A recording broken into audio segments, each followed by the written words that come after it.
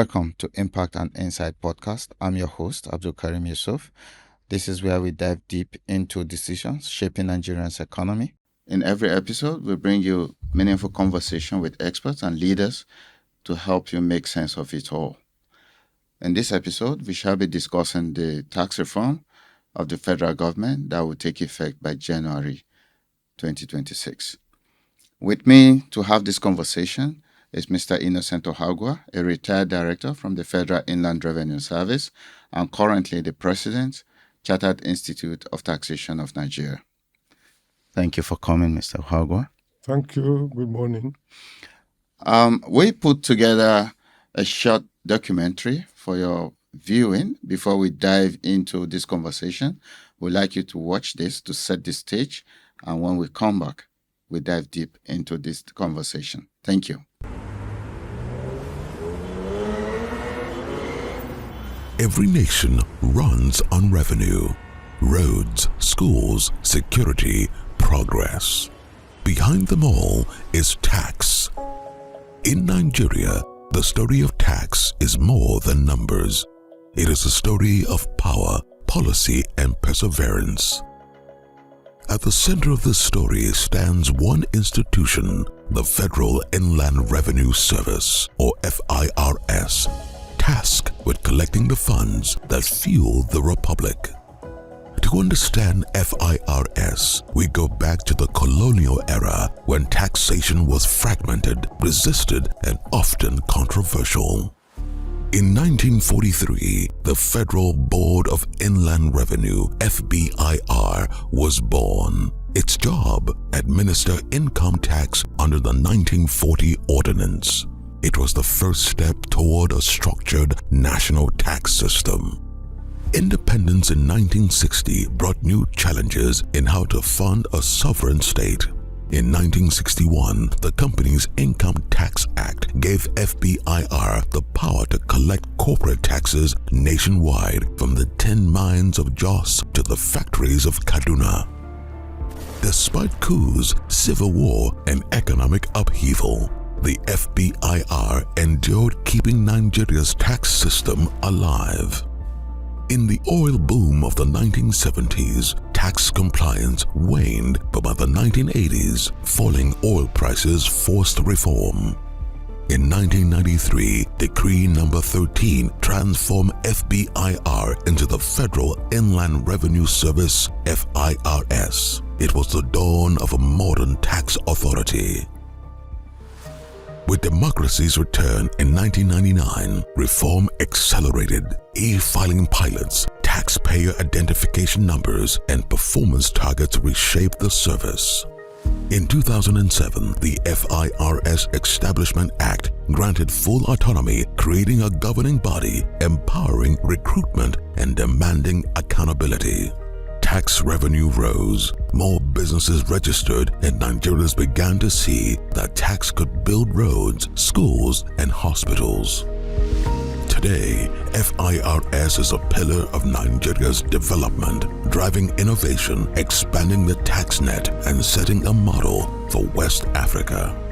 Challenges remain: an informal economy, tax literacy gaps, and corruption, but the journey shows one truth: no nation can rise without revenue. From colonial decree to digital reform, the Federal Inland Revenue Service reflects Nigeria's march from dependency to accountability and from survival to sovereignty. Welcome back. Mr. Innocent Ohaguwa. Thank you. There have been series of reforms on taxation since 1940. What, in your candid opinion, make you feel that this particular reform will be different from all these series of reforms we've been having? Thank you very much. It's a pleasure being here. Thank you. And I'm glad to be part of this discourse. Yes, there have been a lot of reforms in the country, but this particular one assumed a separate and distinct dimension because of the focus. Previous reforms are either introducing high rate, trying to introduce means of which more taxes will be harnessed, change policies, and then at times it will undergo a lot of reviews. Some aspects are accepted, some aspects are dropped. In the present circumstance, the review have been very holistic, they are massive, and they are people-focused. People-focused in the sense that if you look through the entire gamut of these laws, you can't see new taxes or rates being hiked, but rather the existing taxes were either waived, exempted, and even the list of incentives increased. Recently, the Presidential Committee on Fiscal Reform released about 50 different exemptions to Nigeria, mainly medium and small. And so some large players also benefited. So I can say that the current reform, apart from being comprehensive, is people-focused. And at the end of the day, you find out that the Nigerian people, the masses, will be well off for it. The standard of living for the citizenry, for the populace, is going to improve tremendously. Why am I saying so? Whenever 1 naira is put on a product or a service, it has a multiplier effect on the pockets of consumers and Nigerians. Vis-a-vis, when you also exempt or remove, then you find out that you are making funds more available for the citizens to plan for their condition of living. Thank you. Taking you back to these incentives, which of course I saw myself, and the government have always tagged this reform as a pro-poor reform, tax reform. But I noticed that in this reform, we are looking at limited liability companies. How does the enterprise that are going to be handled by the state's internal revenues benefit from this incentive? Or must they migrate from being enterprise to limited liability company for them to be able to enjoy these exemptions and incentives you've mentioned? Thank you very much. Part of the reforms embedded in the 4 acts is to discourage arbitrage. Either you want to move from company to individual, you want to move from individual to company. The incentives cost across.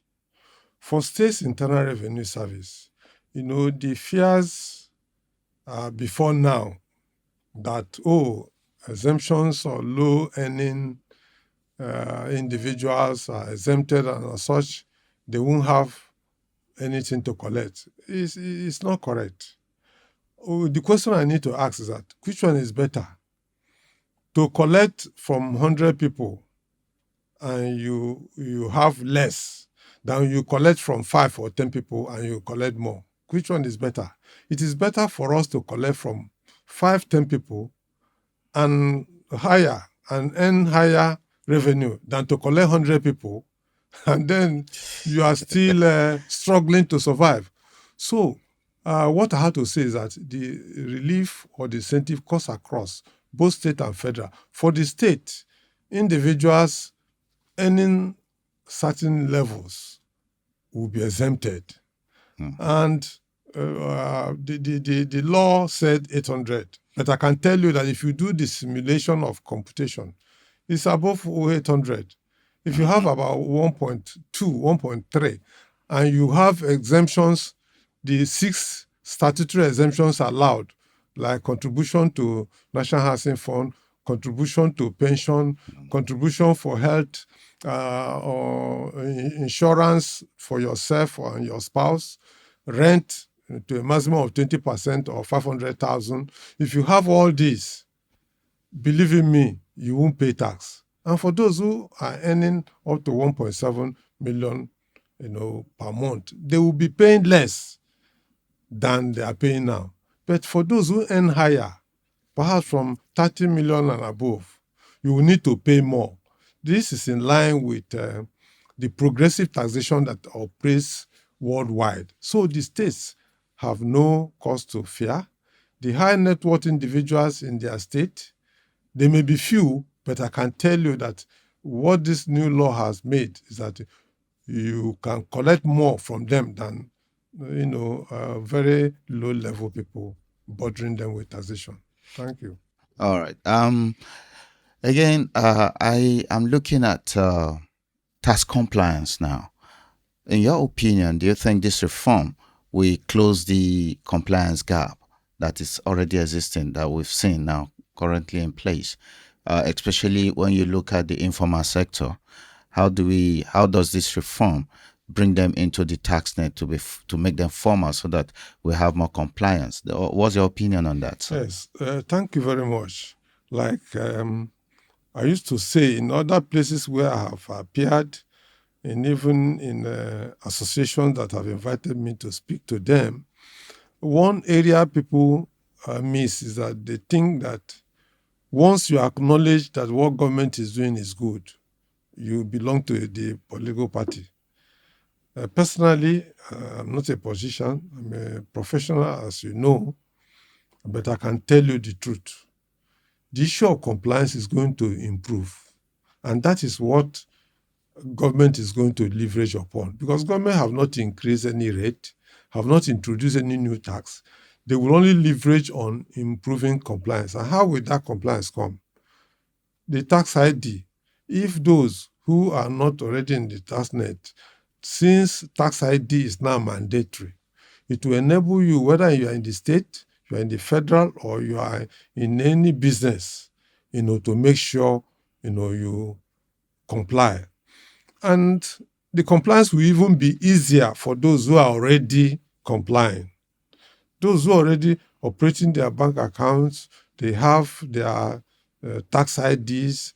It's simple for them. In fact, it makes it more. For those who are already not complying, they will need to, before the year ends. My advice is that they approach the State Internal Revenue Service or Federal Inland Revenue Service or relevant tax authority, depending on their status, to bring up their status to date under the existing law. In the new year, if you don't do that and you wait till the new year, the compliance may be more serious for that category of taxpayer.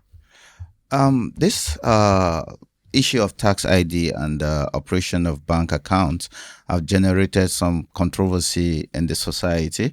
And I think recently the chairman of the Federal Inland Revenue was stating that it is not compulsory that each individual must have the tax ID, but what is necessary and essential is the NIN registration, so that people do not fall into this fear of their accounts being closed by banks. Are you aware of that, sir? Yes, I'm very aware. And what my distinguished chairman said is correct. Your bank, you will continue to operate it, because there are other means of ID too. When we say tax ID could be your phone number, can be your name, it can be any other means of identification. And why is it necessary? For example, if a business someone cannot give a contract to one who has no tax ID or who is not registered, so, and if you do so, you incur a fine of 5 million. So you will operate your bank account, but it's necessary that your ID is brought to date. That ID can be your name, it can be your phone number, and it can also be a tax identification number, which you already have. For those who don't have, the tax ID can be generated from their name. Thank you very much, Mr. Ohaguwa. Next, I will want us to look at this issue of investment. Does this both locally and international? We are looking at Nigerians in diaspora and others. How does this reform encourage investment inflow into the country? Looking at a global kind of thing now. Thank you very much. The issue of investment, the benefit as per this tax law, cuts across both the national, the subnationals, individuals, and household. How is it? Before now, we used to have what we call pioneer incentive, which was abused, and the policies were not consistently applied. So in the new law now, we have a particular incentive under Chapter 8 of the Nigerian Tax Act, and that takes care of the various areas of emphasis, the priority areas that is necessary. And there are thresholds. There's a sunset clause, and once you meet the conditions, it is automatic. Apart from that, that is at a higher playing level. The standardization, the harmonization, and the consolidation of the entire tax rules and codes into one single document is one of the issues that have made the ease of doing business fantastic. And investors will gladly rush to it. Before now, if you're an investor, you want to come to Nigeria, and seek for an advice. The advisor will take some time to consult different legislation, different acts, different states, internal revenue services before coming up with an advice that will not even be all-encompassing. In the current circumstance, the ease of doing business have been made quite easier, even at the state level. The Joint Tax Board, in collaboration with various states now, are also harmonizing the various numerous levies. And before the year end, I know that the State House of Assemblies will pass the harmonized rates, and levies, which will make further ease of doing business course across the nation. So to summarize, this particular legislation really is foreign investment friendly. And it will help. But I need to say this. Okay. Tax is not the only attribute for flow of foreign investment. There must be security, peace, and, infrastructures need to be there. But these tax laws substantially have addressed all the issues that are required. In the long run, when the remaining things are put in place, then we are good to go. Thank you. Talking of infrastructure, I want to know, because definitely people need good roads, people need electricity, energy, and what have you to be able to carry on their businesses. How does this tax reform encourages? We are looking at the revenue side. I want us to look at the expenditure side now. That is, we should be able to match it. More revenue are coming in. How does this translate kind of provision of infrastructure to the citizens? Does this encourage? Is there any provision in that in the act to encourage spending in certain areas, unlike what we have currently, where nobody, revenue agencies are not involved in how the monies are spent. They are only concerned with collection of those funds, and then it's shared.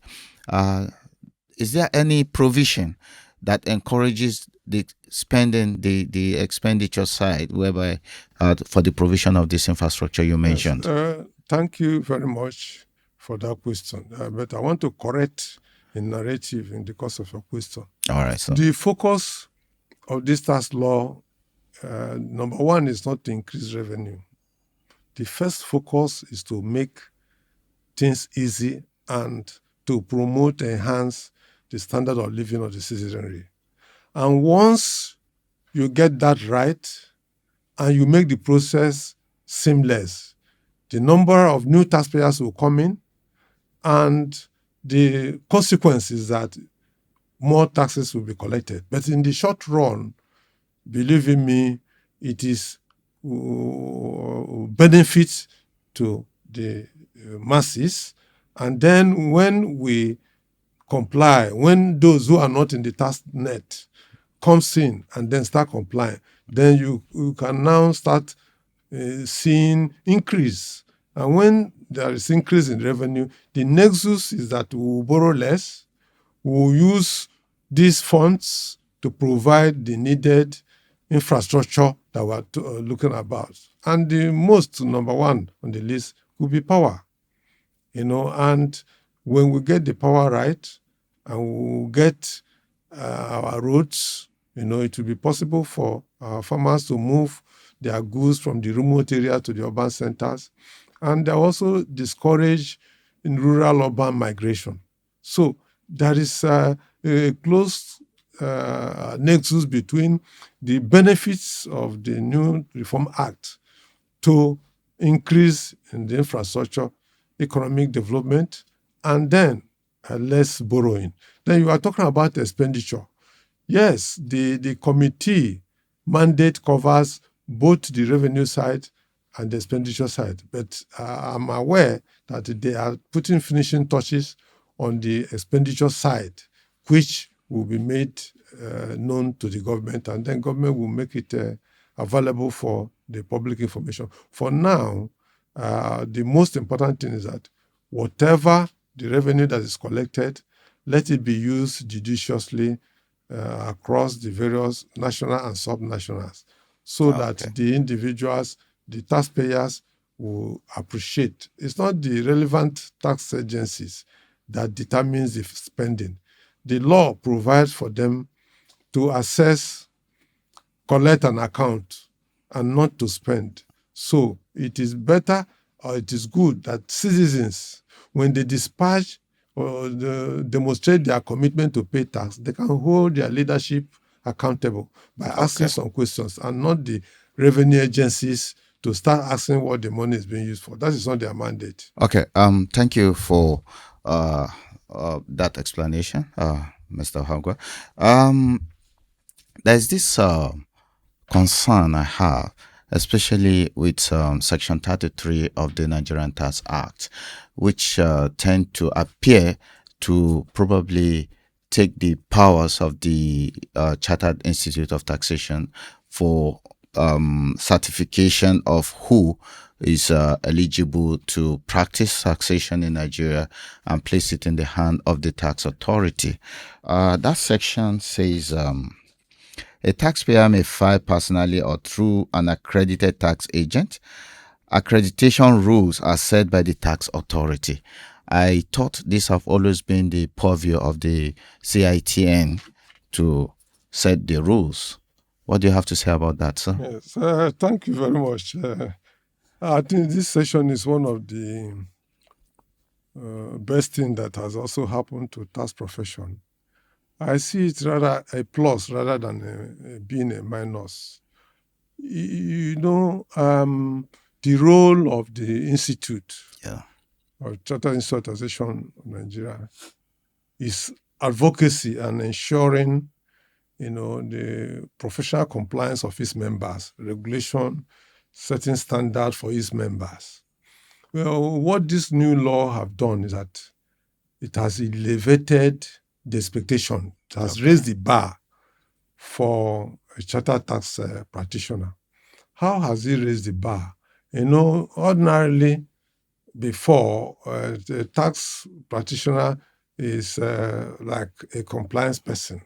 But now there is it's recognized as a strategic player, because for you to issue an opinion on a tax filing stating that you have demonstrated all the necessary technical know-how and ethical requirements you must be sure, you will not really certify what you are not sure of or what you don't believe.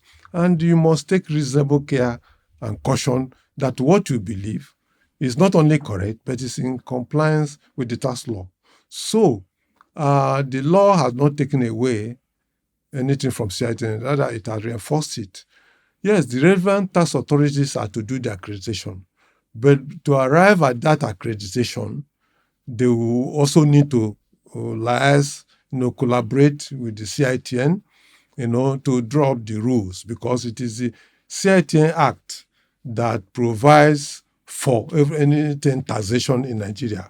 And it has the structures for disciplinary tribunals, investigation panels, ethics, statements of taxation standards, all this, and what, qualifies one to be a practitioner.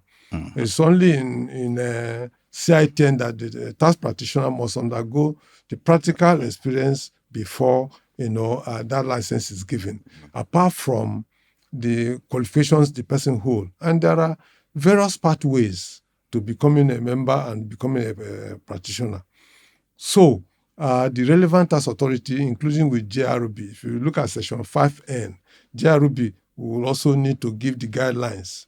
And I can tell you that those guidelines, will need the input of the institute, to make it work fine for the benefit of everybody. Okay. Why I'm concerned or asking this question is because I felt personally that this is an area where the revenue authority, which is currently the FRS and probably which will transit into the Nigerian Revenue Service, may not have. Do they have the competency to keep a database of all practitioners in the system? It is not their area of competence. I see that the institute probably have a better mechanism to determine who qualifies. But if we are giving this additional responsibility to the revenue agency to determine who files, though you are looking at it from a cooperation kind of collaboration kind of point of view, but what if the agency, that's the NRS, that's the Nigerian Revenue Service, somebody decide that, look, the law has given us this power to determine who files and who qualifies and who do not qualify, without necessarily having the input of the Chartered Institute, because you have also other competing professional bodies that can lobby, and we know our country, and then decide to do some other things. Like, I don't want to create any controversy. Like ICANN, for example, we know they've been having issues with CITN for ages now. What if, I'm just saying, what if, and does the agency, revenue agency, have that? It's not their competent area of jurisdiction, don't you think so? Okay, thank you very much. You have raised various issues that are very germane in this matter. But I can tell you that once the law is made, we need to respect it and then walk along with it. As it is now, I still have not foreseen any risk, because I know law is law. CITN Act is very clear, on what is supposed to do. And I'm aware that the relevant tax authorities, which is not only FRS, but the 36, 37 plus FCT, tax authorities, is their right to determine who should be a tax agent. But I know in that exercising that right, they will not breach any law as it is today. And the law requires that even if you are ICANN, or you are ANAN, or you are a medical doctor, or you are a lawyer, if you want to file your returns, you should be a member of CITN. That is what the law has said, and even decided cases up till Appeal Court and Supreme Court have said. But I feel that the sky is very wide for every bird to fly. Yeah. Who is ICANN? Myself, I'm an ICANN member. I know. two of my children are ICANN members. My deputy vice is an ICANN member. My honorary treasurer is an ICANN member. The immediate past president is an ICANN member. Out of the 17 presidents, past presidents FCIT have produced, 15 of them are accountants, 13 were ICANN members, 2 Anan, the other 2 are tax administrators. Wow. So when we are talking of CITN is a multi, institute that has covered the field when it has to be with taxation. You have lawyers, you have a chartered accountant, you have economists, you have academia. So it is not tax. It's not the one single subject. Tax has economics, has business, has law, and has accounting. So you can't see only accountant regulating tax, or you see lawyers regulating tax, or you see, academia regulating tax. It's only in tax where you have, in our council, we have practitioners, we have administrators, we have those who are in academia, we have other experts. So we are all together. You don't envisage any issue going forward. At least that's good to hear, because when I read that particular section, I was said, "Oh, are they trying to? Is this not going to water down the powers of the CITN?" But it's good to hear from you that it's not going to happen. You didn't see it. So going forward, if you have an opportunity to talk to Mr. Ayodele, that's the chairman of the committee, and to tweak something about this new act, what would that be? Or it's just good as it is? At least something must be in there that probably you say, we should have, if we turn this a little bit up or down, it will make the act more solid. Thank you very much. That act came out after rigorous exercise, and the team that we assembled, in fact, among the best the Nigeria, Africa, the world can produce. And since no law can contain everything, for me, I'm satisfied with what they have done. The only area that is in the areas of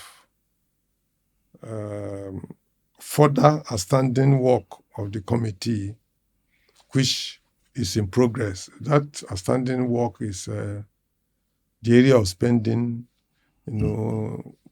cultivating discipline on how the funds are used, so that the trust deficit on the part of the people, taxpayers, will reduce when they see some of the rules regulating, compliance with the expenditure side. That will be very key. I know they are working on it, so it's not an omission. Another area is the issue of fiscalization, which is in the law. Is a very good one. If we can have, program plans of, not implementing them at the same time at all levels, so that it will not get the desired result. If you face it like the Federal Inland Revenue Service is doing with large tax, the state too will also face theirs, starting from the urban centers, big players, and big supermarkets and all those things. So with this, we are fine. Like I said, there's no law that can contain everything. Exactly. And what the committee have done, quite excellent, and I'm satisfied with it. Oh, fantastic. Fantastic. That's about it. you like to have, I'll give you the opportunity to say a last word, an advice to on implementation by the time this thing begin to be implemented by January 2026. What advice do you have to ordinary Nigerians out there, and of course the revenue agencies that will implement these policies? Thank you very much. My advice to Nigerians is that they should regard these new tax laws as a very excellent companion that need to be given chance and supported, and all of us will tell good stories about it. No. Like I've told those who have spoken to even my resident association in the state where I live, there are a lot of concerns they raise. I said those concerns are uncalled for, that they must on themselves ensure that they are compliant. For those who are not in the tax net, my advice is that for them to go to the relevant tax authority now, between now till December, before the new law comes in, that the relevant tax authority will be, magnanimous enough to waive things for them and accommodate them that, look, this person came, instead of waiting till when we are caught. Because even the information from banks will throw up, Can expose. yes, many of them who are not there. Some confided in me that, look, Oga, I'm not there, I'm not registered. So I advise them. And made some suggestions which I want to use this opportunity to mention. That suggestion is that can't the states, the relevant tax authority, including the federal and the GRB, they can also make publication in the paper and say, look, to give citizens opportunity, those who are already not in tax net, who have issues, to go to the tax office, and that this will be perhaps they will waive penalty, or they will not penalize them, for what they have done. For coming to update their records. The records preparatory to January. So if they make that type of publication and people read it, it will allay fears. Because part of what they were asking me in my resident association was that by January, if they are found wanting this year, before this year, will the new law apply? I said, no, the new law will not apply retroactively. The new law will apply from January. And even from end of the year. If it's a preceding year basis, it will be accounts ended 2025. So that is better that they go on themselves, declare their situation, and the relevant tax authority will graciously, and I assure them that if they have any problem with any particular office, they should call me. I will talk to the head and say, look, I'm the person who encouraged this person to do. Yes, so that is my parting word, that there could be publication assuring those who are who want to do the right who want to do the right thing between now and December, to do so without any being penalized for that. What you just said now, I'm just thinking, and I think maybe don't you think maybe the translation of this law into our native languages, maybe the three major languages, or sometimes even the widely spoken broken English, for better understanding? Yes. Thank you very much. Rome was not built in a day. That's the popular saying. Many of the people who would have requested, who have needed this local language, are exempted from these laws. Are you getting me? So it should not be the priority for me, because I know that the people who need this local language to understand are not even caught up by the tax law. You and me, who can understand English. So, but as time goes forward, there's need to do such conversion to enable us internalize tax-paying culture and not seeing it. Like I went to India. I was told that before you harness all these social benefits, your parents and the people who need tax ID. Oh, Are you getting me? Because when you have tax ID, if you have any business transaction, you'll be caught. But if you don't have tax ID, the social welfare you are benefiting is other taxpayers' money. Even the current loan that's given to students now, it will not be a bad idea. Look, one of the conditions that you must your parents have a tax ID. We are not saying paying tax now. Just tax ID is free of charge. Yeah, sure. Are you getting me? And by so doing, those who should have it will have it. The other people who is not necessary for them to have it, will be waived. Thank you, Mr. Innocent Ohaguwa, for honoring us with your being present here to have this conversation. This is just the beginning. We would like to do many more, go into certain details of the Act to benefit our viewers. And of course, this is, like I said, this is the beginning. Mr. Ohaguwa, thank you so much. Mr. Ohaguwa, like I said, retired from the Federal Inland Revenue Service as a director and currently the president of Chartered Institute of Taxation. So there are so many things we shall be discussing in the subsequent episode that we'll be bringing to you. Thank you so much, Mr. Ohaguwa, for coming. Thank you. Thank you very much for the opportunity. Viewers, thank you for staying there and hooking onto this channel. We hope to bring you in the next episode some details in the Tax Act so that you begin to see the effect of how these things are going to be implemented. We want you to grow. We want you to be tax conscious so that you are not caught in between implementation and of the new acts coming from starting from January 2026. Thank you for staying tuned. See you. Cheers.